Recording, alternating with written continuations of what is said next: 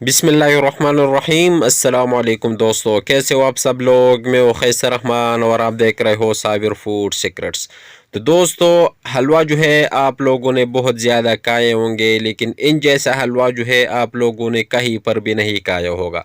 बहुत टेस्टी और मज़ेदार दानादार हलवा जो है ये बन जाता है। आप लोग भी इसको बना ले। हर तीसरे घर में जो है हलवा बन जाता है, लेकिन इन जैसा टेस्ट आपको कहीं पर भी नहीं मिलेगा। बहुत ज़बरदस्त और दानादार हलवा जो है कुएं का की तरह जो है टेस्ट इनका होगा। तो चलिए ये स्टार्ट करते हैं। तो सबसे पहले हमें एक बॉल चाहिए, उसमें हम 1 कप जो है वो सूजी डाल देंगे। सूजी को जो है हम पहले वो क्या कहते हैं कि इसको हम भिगोएंगे। तो इसमें हम 1 कप जो है वो दूध डाल देंगे, अच्छी तरह मिक्स कर देंगे। जिस कप से आप लोग मेजरमेंट करते हो उसी कप से आप लोग सारे अशिया जो है वो लेना है।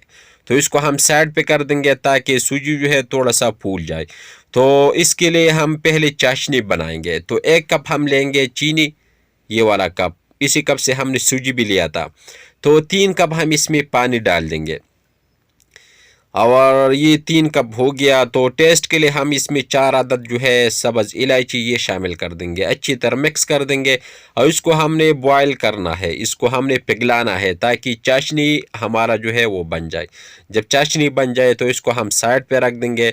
तो दूसरा हमें एक बॉल चाहिए, उसमें हम ये 1 कप से थोड़ा सा कम जो है वो हम इसमें घी डाल देंगे। जब घी थोड़ा सा गर्म हो जाए तो इसमें जो हमने ये सूजी को भिगो दिया था ये हम इसी में डाल देंगे। ये सूजी को जो आप लोगों ने 10 मिनट रखना है ताकि इसे अच्छी तरह फूल जाए। जब घी में डाल लोगे तो थोड़ा सा मिक्स करना है। ये पहले सख्त, इसका पाम जो है पहले सख्त होता है, फिर इसके बाद थोड़ा थोड़ा ये नरम हो जाएगा। ये सूजी जो है ये नरम होता जाएगा। आप लोग ये देख ले, ये गुठलियाँ बन जाती है। फिर इसके बाद आप लोगों ने इसको मीडियम फ्लेम पे पकाना है। तो फिर ये नरम हो जाता है। तो फिर इसके बाद ये जो घी इसमें हमने घी डाल दिया वो सारा घी ये छोड़ देगा। इसलिए आप लोगों ने इसको मीडियम फ्लेम पे पका लेना है। जब इसी तरह सारा घी छोड़ ले तो फिर आप लोगों ने इसको 1 मिनट थोड़ा सा पका लेना है, भून लेना है ताकि थोड़ा सा कलर जो है ये चेंज हो जाए।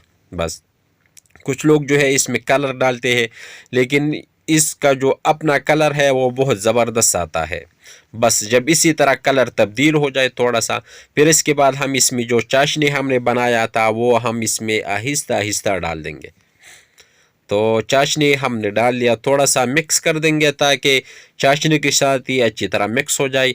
और मीडियम फ्लेम पे हमने इसको पका लेना है। जब इसको पहला एक बॉयल आ जाए तो फिर इसके बाद हम इसमें ड्राई फ्रूट डाल देंगे। मनपसंद ड्राई फ्रूट आप लोग के पास जो भी हो आप लोग वो डाल लें। मैं तो इसमें बादाम डाल लेता हूँ। आप लोग जो भी ड्राई फ्रूट पसंद करते हो वो डाल लें। तो इसको हमने इतना ही पकाना है कि ये अच्छी तरह गाढ़ा हो जाए और ये घी जो है ये छोड़ ले। तो मीडियम फ्लेम पे आप लोगों ने इसको पका लेना है। तो ये थोड़ा सा पैन को इसने छोड़ना शुरू कर दिया और साइडों पे आप लोग देख सकते हो इसने घी जो है वो भी स्टार्ट हो गया।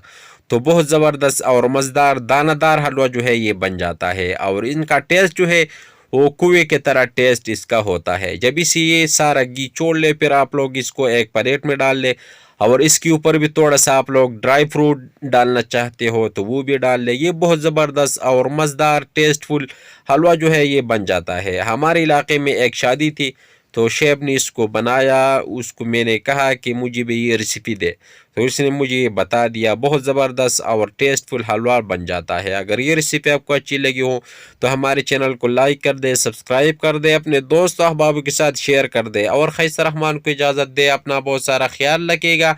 मिलते हैं एक नई रेसिपी, फिर तब तक के लिए अल्लाह हाफिज़।